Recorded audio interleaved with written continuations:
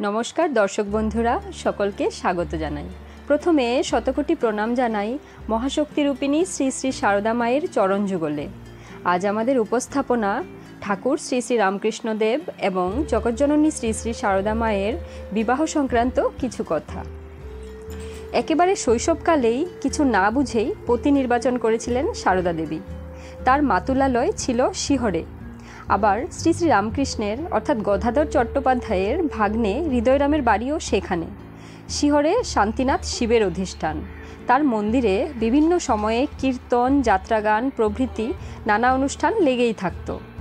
कामारपुकुर थेके युवक गदाधर एसेछिलेन यात्रा शुनते और छोट्ट शारदाओ गियेछिलेन जयरामबाटीर प्रतिवेशी महिलादेर संगे यात्रार आसरे।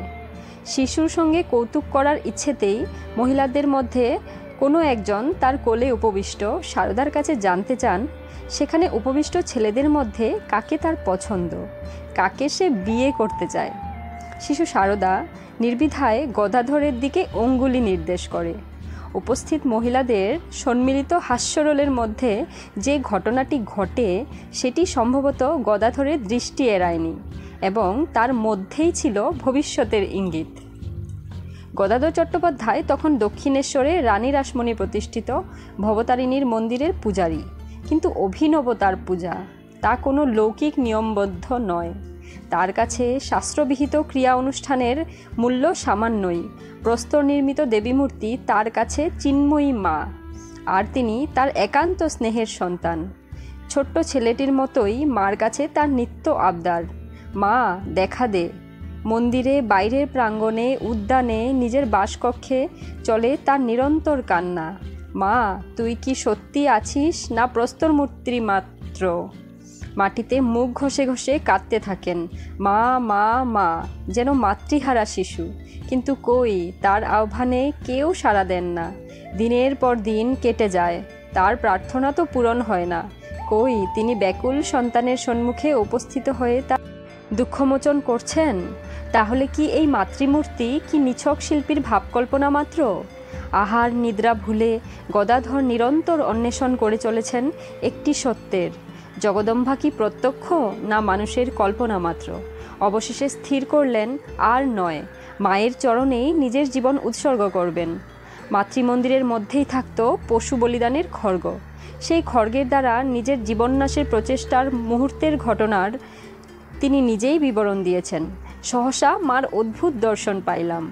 घरदार मंदिर सब जेन कोथाय लुप्त हইল, कोथाय जेन आर किछु नाई। आर देखितेछि कि एक असीम अनंत चेतन ज्योति समुद्र।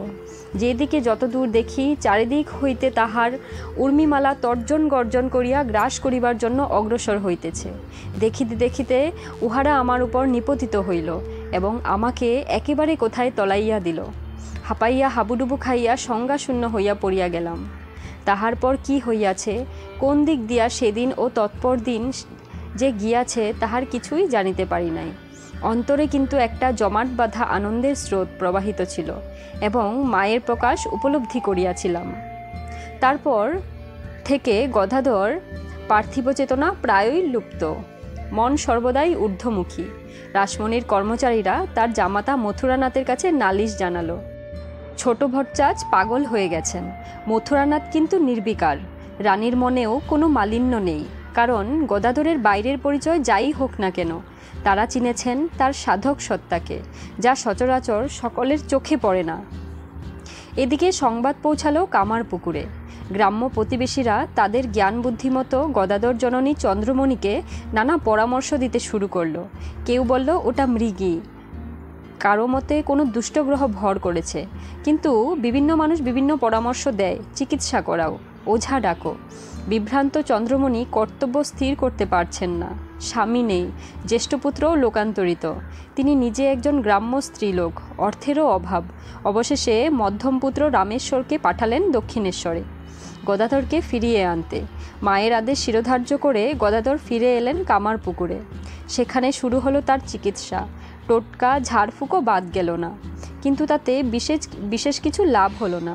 ফল দেখা দিল অন্যভাবে। বাল্যের সেই লীলাভূমি, সেই উদার আদিগন্ত মাঠ, সেই পরিচিত বৃক্ষশ্রেণী, আমবাগান, সেই বাল্যবন্ধুরা। গদাধর যেন আবার তার শৈশবকে খুঁজে পেলেন। উন্মুক্ত প্রকৃতির সংস্পর্শে তার আধ্যাত্মিক উদ্দামতা কিছুটা প্রশমিত হলো। সুযোগ বুঝে চন্দ্রমণি পুত্রকে সংসারে আবদ্ধ করার ব্যবস্থা করতে লাগলেন। চারদিকে খোঁজ করতে লাগলো উপযুক্ত পাত্রীর। প্রথম দিকে গদাধর মায়ের এই প্রচেষ্টার কথা কিছু জানতে পারেননি। চন্দ্রমণি ইচ্ছা করেই তাকে এ সম্পর্কে কিছু জানতে দেননি, কারণ তার ভয় ছিল গদাধর হয়তো সম্মতি দেবে না, নানা বাধার সৃষ্টি করবে, হয়তো তার তথাকথিত অসুস্থতাও বেড়ে যাবে। কিন্তু শেষ পর্যন্ত কথাটা একদিন গদাধরের কানেই পৌঁছালো।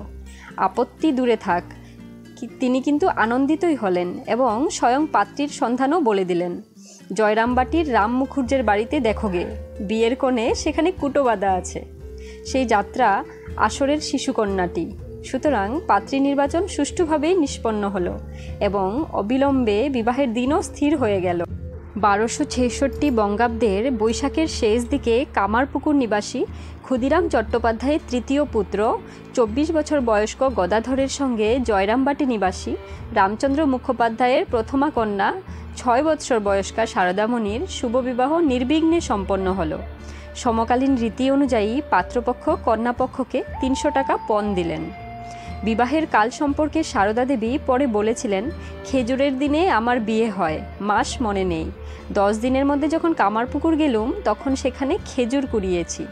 ধর্মদাস লাহা এসে বললে, এই মেয়েটির সঙ্গে বিয়ে হয়েছে। সূর্যুর বাপ কোলে করে আমাকে কামারপুকুর নিয়ে গিয়েছিলেন। বিবাহের সময় সামাজিক সম্ভ্রম রক্ষা করার জন্য চন্দ্রমণি লাহাবাবুদের বাড়ি থেকে কয়েকখানি স্বর্ণালঙ্কার এনে বধূকে সাজিয়েছিলেন। বিবাহের উৎসব সাঙ্গ হবার পর এখন আবার সেগুলি ফেরত দেওয়া প্রয়োজন। কিন্তু চন্দ্রমণির মাতৃহৃদয়ে বধূর গা থেকে গয়নাগুলি খুলে নেবার মতো নির্মমতা দেখাতে পারছিলেন না। গদাধর মায়ের মর্মবেদনা ও সমস্যার কথা বুঝতে পেরে ঘুমন্ত বধূর গা থেকে একে একে সেগুলি সন্তর্পণে খুলে নেন। নিদ্রাভঙ্গের পর নিরাভরণ সারদা দেবী গয়নার খোঁজ করলে চন্দ্রমণি তাকে বললেন, মা, গদাই তোমাকে এর চেয়েও ভালো ভালো গয়না কত দেবে। বালিকা এই প্রবোধ বাক্যে শান্ত হলেও সেই দিনই তার খুড়া কামারপুকুরে এসে উপস্থিত। ভাতুষপুত্রীকে অলঙ্কারহীন দেখে ক্রোধ ভরে তাকে তখনই কোলে তুলে নিয়ে জয়রামবাটি ফিরে যান।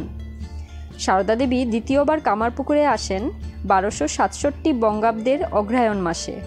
1860 নভেম্বর ডিসেম্বর পরে ওই সময়ের কথা স্মরণ করে বলেছিলেন, আমার 7 বছর বয়সের সময় ঠাকুর শ্রী শ্রী রামকৃষ্ণ জয়রামবাটি এসেছিলেন। বিয়ের পর জোরে যায় না। গদাধর কয়েকদিন জয়রামবাটিতে কাটিয়ে বধূসহ কামারপুকুরে ফিরে যান। কিছুদিন পরে গদাধর দক্ষিণেশ্বরে প্রত্যাবর্তন করেন এবং সারদা দেবীও চলে যান পিত্রালয়ে। 1866 মে মাসে সারদা দেবী তৃতীয়বার কামারপুকুরে আসেন। পরে তিনি বলেছেন, 13 বছর বয়সের সময় যাত্রার দিন হয়, কামারপুকুরে যাই। ঠাকুর তখন দক্ষিণেশ্বরে। নির্জন গ্রাম্য কুটিরে একাকী কিশোরী বধূ। একটু দূরে হালদার পুকুর, সেখানে স্নান করার জন্য যেতে হয়। স্বভাবতই ভয় পেতেন, ভাবতেন নতুন বউ একলা কি করে নাইতে যাব। এই চিন্তা করতে করতেই দেখতে পেলেন 8টি মেয়ে হালদার পুকুরের দিকে স্নানে চলেছে। আশ্বস্ত হয়ে তিনিও তাদের সঙ্গেই স্নানে গেলেন। বিনা বাক্যে তারা সারদাকে মাঝখানে নিয়ে সামনে 4 জন ও পেছনে 4 জন পুকুরে গিয়ে স্নান সেরে আবার আগের মতোই তারা সারদা দেবীকে বাড়ি পৌঁছে দিয়ে গ্রামের পথ ধরে এগিয়ে চলে গেল।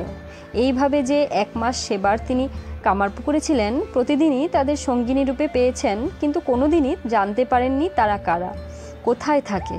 কয়েক মাস পরে ইংরেজি 1866-67 খ্রিস্টাব্দের ডিসেম্বর জানুয়ারি মাসে তিনি আবার যখন কামারপুকুরে আসেন, তখন শ্রী শ্রী রামকৃষ্ণ ও জননী চন্দ্রমণি উভয়েই দক্ষিণেশ্বরে।